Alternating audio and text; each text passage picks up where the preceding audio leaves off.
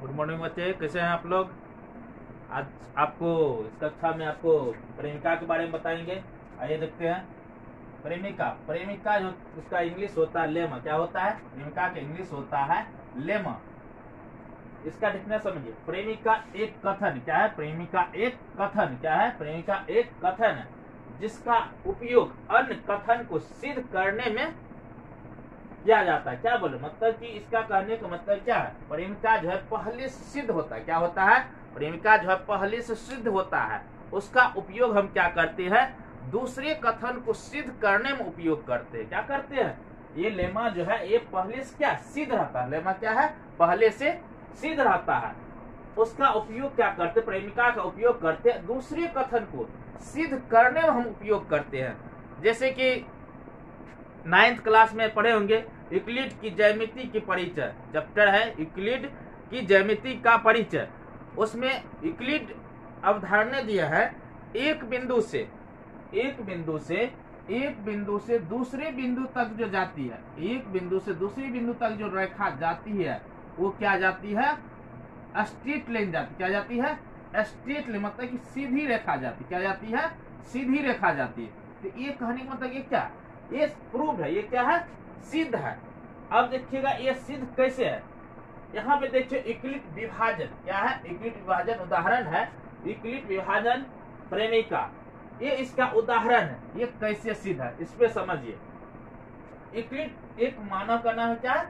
Euclid एक मानव का नाम है जो कि वैज्ञानिक थे। कौन थे वो? वैज्ञानिक थे। इनाइन के रहने वाला। यूक्लिड कहाँ के रहने वाले थे?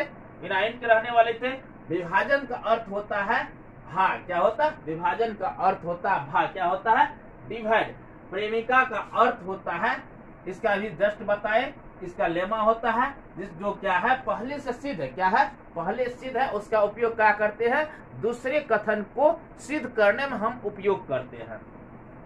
इसका इंग्लिश होता है यूक्लिड डिवीजन लेमा। क्या होता है? यूक्लिड डिवीजन लेमा होता है। अब इसका डिफिनेशन समझिए। देखिए यहाँ बोल रहा है ए और बी दो धनात्मक पूर्णांक। क्या बोल रहा है? ए और बी दो धनात्मक पूर्णांक दिए रहने पर ऐसी अद्वितीय और ऋणात्मक पूर्णांक पूर्ण संख्या Q और R विद्यमान है कि A बराबर बी क्यू प्लस आर, जहाँ 0 less than equal R less than B है। इसमें देखिए अभी डिफिनेशन में आप कोई कुछ भी नहीं समझे होंगे। आइए देखते हैं। पहले यहाँ देखिए A और B दो धनात्मक पूर्णांक। क्या बोल रहा है? दो धनात्मक पूर्णांक। यहाँ पूर्णांक की बात होती है। पूर्णांक क्या होता है? डॉट डॉट -4 -3 -2 -1 0 1 2 3 4 डॉट डॉट ये आगे तक जाएगा। ये क्या? इसमें क्या ए और बी दो क्या होने चाहिए? ए और बी क्या मांग रहा है? ए और बी दोनों क्या होनी चाहिए? दोनों धनात्मक होनी चाहिए। क्या होनी चाहिए? धनात्मक होनी चाहिए। ये क्या है? ये पूर्णांक का समूह। क्या है? ये सारा संख्या क्या? पूर्णांक का समूह। इसमें से क्या बोल रहा है? धनात्मक। तो ये सारा क्या है? ये निगेटिव है। ये सब क्या है? निगेटिव है। ये सब क्या? निगेटिव है। तो इसलिए यहाँ बोला धनात्मक। 0 तो ना ही निगेटिव है ना ही धनात्मक है। तो धनात्मक कौन है? यहाँ 1 से। कहाँ से? यहाँ से 1 से है। तो ये क्या? इसमें से अब इस धनात्मक में से कोई भी संख्या ए और बी ले लेते हैं। जैसे कि हम ए बराबर क्या करते हैं? 5 ले लेते हैं। बी बराबर 3 ले लेते हैं। तो ये क्या? अब इसके आगे क्या बोल रहा? रहने पर ऐसी अद्वितीय और ऋणात्मक पूर्णांक पूर्ण संख्या Q और R विद्यमान है। क्या है? विद्यमान है। क्या बोल रहा है? Q और R क्या है? विद्यमान है। धनात्मक से अब देखिए विद्यमान कैसे? Q और R। यहाँ देखिए अब Q का वैल्यू कैसे निकलेगा? यहाँ देखिए जब A बराबर 5 दिया है, B बराबर 3 दिया हुआ, तो Q का वैल्यू 1 होगा और R का वैल्यू 2 होगा। अब कहिएगा एक कैसे हो गया? एक कैसे हो गया? तो कैसे समझे? तो यहाँ पे देखिए, अगर इसको देखिए एक बार सोल्यूशन करके क्या है कि इसका कंडीशन है, अगर बी क्यू को गुना करेंगे और आर को जोड़ देंगे तो क्या ए के बराबर क्या हो जाएगा? ए के बराबर होगा। एक बार चेक कर लेते हैं। तो क्या होगा 5 बराबर कितना 3 इंटू 1 प्लस 2, 3 इंटू 3 प्लस 2 कितना 3 2 5। यहाँ देखिए दोनों साइड 5 5 आ गया। तो ये क्या विद्यमान है, यही से क्या कहेंगे विद्यमान कहेंगे। अब कहिए 1 2 कैसे समझे कि 1 2 होगा। तो 1 2 देखिए यहाँ पे बचपन में आप लोग पढ़े, छठा सतमा में पढ़े होंगे, बचपन छठा में भाग क्या होंगे, दूसरा तीसरा या उसमें पढ़े होंगे भाग। उसमें देखिए सिंपल भाग आप लोग बनाते होंगे। जैसे यहाँ पे देखिए 5 और 3 लिए, यहाँ क्या 5 और 3 क्या किया 5 में 3 से भाग दिए। ये 5 जो है इसको हम क्या बोलते हैं भाज बोलते हैं। ये 3 क्या बोलते हैं जिससे हम भाग देते हैं, जिससे भाग देते हैं उसको भाजक बोलते हैं। और जो भाग जितना लगता है, जैसे कि यहाँ पे 1 लगा तो 3, तो ये जो है ये इसको क्या करेंगे भागफल बनेंगे, भागफल। जो शेष बचता है उसको क्या बोलते हैं, उसको शेषफल बोलते हैं। क्या बोलते हैं शेषफल। तो ये बीच वाला जो है बीच में जो रहता है उसको क्या कहते हैं भाज बोलते हैं। क्या बोलते हैं भाज बोलते हैं। और जिस संख्या से भाग उसको क्या कहते हैं भाजक बोलते हैं। जैसे यहाँ पे देखिए लिखे है भाज, क्या है भाज, भाज का इंग्लिश होता है डिवाइडेंड। क्या होता है भाज का इंग्लिश होता है डिवाइडेंड, और भाजक का इंग्लिश डिविजन, और भागफल का इंग्लिश होता है क्वेश्चन, और शेषफल का इंग्लिश होता है रिमाइंडर। क्या होता है रिमाइंडर। तो ये क्या बीच वाला जो ये पॉइंट है इसको हम क्या कहते हैं भाज बोलते हैं। क्या बोलते हैं भाज बोलते हैं। और जिससे भाग देते उसको क्या बोलते हैं भाजक बोलते हैं। और जो जिससे जितना लगता है उसको क्या कहते हैं भागफल बोलते हैं। और जो शेष बचता है उसको क्या कहते हैं शेषफल कहते हैं। अब देखिए यही भाज को हम क्या मानते हैं ए मानते। क्या मानते हैं यही भाज क्या ए है, और ये भाजक ये क्या है बी है, और ये भागफल क्या है डी है, और ये शेषफल क्या है आर है। क्या है आर है। बचपन में देखिए दूसरा तीसरा जब भाग बनाते थे टीचर सब बोलते चेक करने के लिए, मतलब भाग अपने खुद से चेक करो कि ये भाग सही है कि नहीं। तो वहां पे भी देखिए वहां में भी लिखते थे भाज बराबर भाजक गुना भागफल प्लस शेषफल। मतलब भाज बराबर मतलब कि जितना जो संख्या से लगाया और जितना हमको भागफल निकला वो दोनों गुना करके जो शेष बचा उसको जोड़ देते थे। अगर भाज के बराबर आ जाता तो क्या समझते थे ये मेरा भाग सही है। क्या है भाग सही है। तो यहाँ देखिए यहाँ क्या भाज कितना है 5 है, और भाजक कितना है 3 है, और भागफल कितना है 1 है, शेषफल 2 है। अगर इसको 3 इंटू 3 प्लस 2 कितना 5 थे आ गया भाज के बराबर आ गया। ये क्या ये सत्य है। क्लियर। यही चीज यहाँ पे देखिए यही यहाँ पे लिखा हुआ ए बराबर बी क्यू प्लस आर, यही लिखा हुआ है। यहाँ भाज को ए मानते हैं और भाजक को बी मानते हैं, भागफल को क्यू मानते हैं, और शेषफल को आर मानते हैं। यही है ए बराबर बी क्यू प्लस आर है। अब देखिए यहाँ तक तो आप लोग समझ गए। इससे आगे भी कुछ पॉइंट है समझते यहाँ पे समाप्त नहीं। यहाँ पे देखिए कुछ इसका विश्लेषण और करते हैं। देखिए यहाँ पर अब लिखा हुआ है क्या अद्वितीय। क्या है अद्वितीय। क्या है अद्वितीय अऋणात्मक। क्या है अऋणात्मक पूर्ण संख्या क्यू और आर विद्यमान है। और यहाँ पे एक पॉइंट यहाँ पे ए बराबर बी क्यू प्लस आर। क्या है ए बराबर बी क्यू प्लस आर, जहां 0 less than equal R less than B. क्या 0 लेस देन, इसका देखिए इसका अर्थ होता है 0 से आर क्या होने चाहिए या तो बड़ा होना चाहिए। क्या होने चाहिए 0 से आर क्या होगा बड़ा होना चाहिए, या 0 के बराबर होना चाहिए। क्या होना चाहिए या तो 0 से क्या होना चाहिए आर का वैल्यू क्या होना चाहिए बड़ा होना चाहिए, या 0 के बराबर होगा। क्या होगा 0 का वैल्यू क्या आर का वैल्यू क्या 0 के बराबर। और यहाँ देखिए आर लेस देन बी, यहाँ कहने का मतलब है कि बी जो है बी से क्या होना चाहिए आर क्या होना चाहिए छोटा होना चाहिए। क्या होना चाहिए बी से आर क्या होना चाहिए छोटा होना चाहिए। अब सबसे पहले देखिए यहाँ पे अद्वितीय और ऋणात्मक पूर्णांक। यहाँ देखिए पूर्ण संख्या Q और R विद्यमान है। क्या है? तो यहाँ देखिए Q और R जो है वो 0 हो सकता है। क्या है? पूर्ण संख्या। पूर्ण देखिए यहाँ पे क्या धनात्मक कौन होता है? 1 2 3 4 5 ये क्या धनात्मक है। यहाँ बोल रहा है A और B दोनों क्या होने चाहिए? धनात्मक पूर्णांक होना चाहिए। क्या धनात्मक 0 है? नहीं ना। 0 जब पूर्णांक संख्या तब होता है जब क्या धनात्मक पूर्णांक में अगर 0 शामिल कर देंगे, 0 अगर शामिल कर देंगे तो ये क्या हो जाएगा? पूर्णांक संख्या हो जाएगा। यहाँ पर बोल रहा है A और B दो धनात्मक पूर्णांक। तो यहाँ A और B तो धनात्मक नहीं बोल रहा है, 0 नहीं लाने के लिए बोल रहा है। क्या है कि वहाँ धनात्मक पूर्णांक बोल रहा है, तो वहाँ 0 शामिल नहीं होगा। धनात्मक का है कि 0 नहीं होता। यहाँ मगर बोल रहा है Q और R क्या होने चाहिए? पूर्ण संख्या होने चाहिए। पूर्ण संख्या क्या होता है? 0 से लेके धनात्मक पूर्णांक तक ये क्या होता है? तो यहाँ देखिए Q और R, क्या Q और R 0 हो सकता है? क्या हो सकता है? Q और R 0 होगा, मगर A और B 0 नहीं हो सकता। इसका अब रीजन समझिए।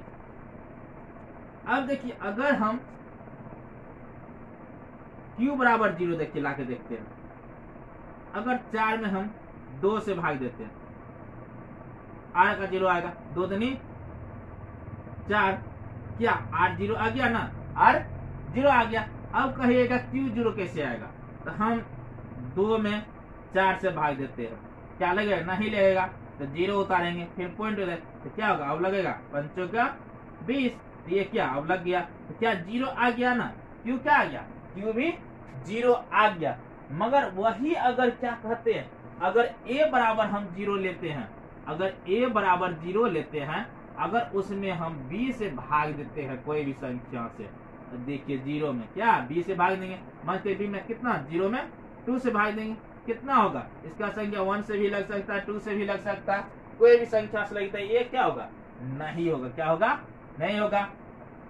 या क्या कहते हैं हम, B भी अगर 0 लेते हैं, कोई भी संख्या में हम भाग देते हैं 0 से, क्या करेंगे? तो यहाँ बताए थे आपको पहले भी, मतलब किसी भी संख्या में अगर 0 से भाग देते हैं तो क्या होता है? अनडिफाइंड हो जाता है। क्या हो जाता है?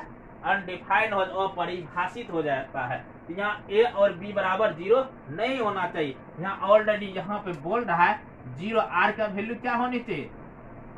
अब देखिए इसका मतलब समझिए, तो ये पूर्ण संख्या क्यों होनी चाहिए? Q और R हो, क्या होगा? पूर्ण संख्या क्या हो? Q और R ही हो सकता, और A और B नहीं होगा। क्लियर? और क्या होनी चाहिए? ऋणात्मक भी नहीं होना। क्या चाहिए? अऋणात्मक। क्या होनी चाहिए? यहाँ देखिए अऋणात्मक की ऋणात्मक नहीं, और ऋणात्मक मतलब होना होता है ऋणात्मक नहीं। ऋणात्मक नहीं होगा क्या होगा? धनात्मक होगा। अगर ऋण संख्या माइनस नहीं होगा तो प्लस न होगा, अगर ऋण नहीं होगा तो क्या होगा? प्लस होगा। तो क्या होने चाहिए? अऋणात्मक होना होगा। क्या होगा? अऋणात्मक होगा, जिसको हम पूर्ण संख्या भी कह सकते हैं। अब देखिए क्या यहाँ अद्वितीय है? क्या है? अद्वितीय का अर्थ होता है मतलब इसके जैसा, मतलब कि उसके जैसा दूसरा कोई नहीं, उसके जैसा दूसरा कोई नहीं। क्या होने चाहिए? उसके जैसा दूसरा कोई नहीं। जैसे यहाँ पे इसका मतलब समझिए, तो यहाँ देखिए क्या बोल रहा, R क्या होने चाहिए? 0। क्या R क्या होने? R का वैल्यू क्या होने चाहिए? 0 से बड़ा होने चाहिए या 0 के बराबर होगा। और B का वैल्यू क्या होने? R से क्या होने? बड़ा होना चाहिए। जैसे यहाँ देखिए अगर हम 19 लेते हैं, 19 से हम 6 से लगाते हैं, तो 6 दूनी 12। अब 12 में कितना, ये कितना बचेगा? शेष 7 बचेगा। यहाँ देखिए उसके बाद फिर दूसरा लेते हैं, अगर 19 में हम 6 से लगाते हैं, 3 3 के 18, कितना 1 बचेगा। तो ये देखिए अब ये भाग सही है कि ये भाग सही है, इसको चेक करते हैं। इस कंडीशन के अनुसार देखिए यहाँ क्या बोल रहा है, अगर हम इस पर चलते हैं तो ये भी सही होगा। देखिए A बराबर 19 है और B का वैल्यू कितना? B का वैल्यू 6 है और Q का वैल्यू 2 है और R का वैल्यू 7 है। 6 दूनी 12 प्लस 7 कितना? 19 है। इसके अनुसार ये भी सही है, ये भी सही। इसको भी चेक करते हैं। ये क्या? A बराबर 19 तो B बराबर 6 गुना Q बराबर 3 प्लस R बराबर 1 छतरी का 18 प्लस 1 कितना 19। तो ये भी मतलब ये भी दोनों को वैल्यू कंडीशन सेटिस्फाई कर रहा है। क्या हो रहा है? कंडीशन सेटिस्फाई कर रहा है। मगर यहाँ पे देखिए ये कंडीशन को सेटिस्फाई नहीं करता है। देखिए कैसे, यहाँ आर क्या बोल रहा है? 0 से क्या होना चाहिए? बड़ा होना। क्या होना चाहिए?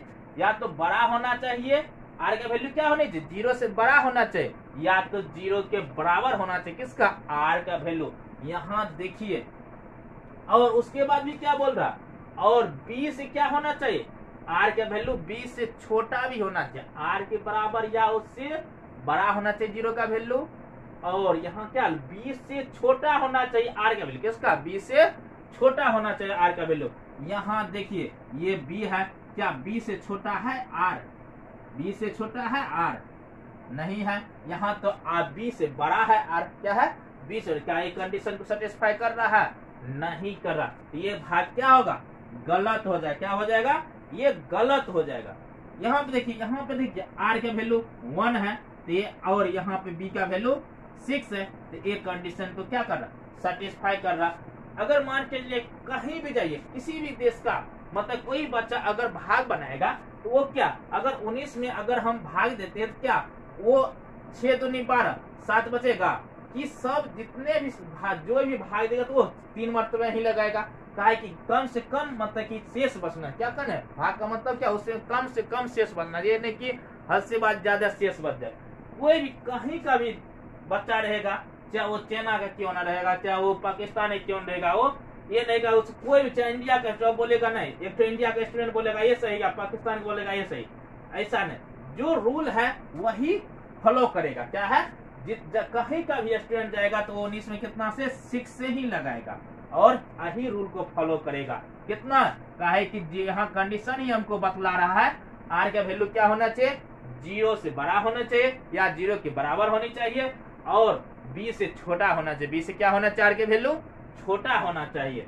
क्लियर? तो ये क्या, इसके जैसा दूसरा मतलब कि ये जो है अद्वितीय मतलब इसके जैसा दूसरा नहीं होना चाहिए। क्या दूसरा होगा? नहीं होगा। अगर इसको लेते होगा नहीं होगा, क्या ये रॉन्ग है, इस कंडीशन को सेटिस्फाई ही नहीं कर रहा।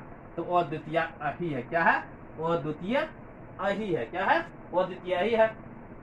क्लियर? अब मेरे अंदाज से में समझ में आ गया होगा। अगर दूसरा भी प्रॉब्लम हम लेते हैं, अगर मान के चलिए हम 8 लेते हैं या 9 लेते हैं, 9 हम कितना से 3 से लगाते हैं या 2 से लगाते हैं, तो 4 दूनी 8, कितना 1 शेष बचेगा। यहाँ भी क्या बी का वैल्यू क्या? बी का वैल्यू आर से क्या बड़ा है और आर का वैल्यू बी से छोटा है ना। तो ये क्या भाग सही है। क्लियर? इससे आगे इस वीडियो पे इक्लिट विभाजन पे विश्लेषण से और चर्चा करें। इस पे आगे प्रॉब्लम बताएंगे, एक्सरसाइज आएंगे। डॉक्टर किसी से ना मैथमेटिक्स का एक्सरसाइज 1.1 से बताएंगे। इससे पहले एक और थ्योरम है जो कि एग्लोमेथक है, उसको बताएंगे। उसके बाद एक्सरसाइज पर चलेंगे। आपको वीडियो अच्छा लगा है तो लाइक कीजिए, सब्सक्राइब कीजिए। जय हिंद, जय भारत।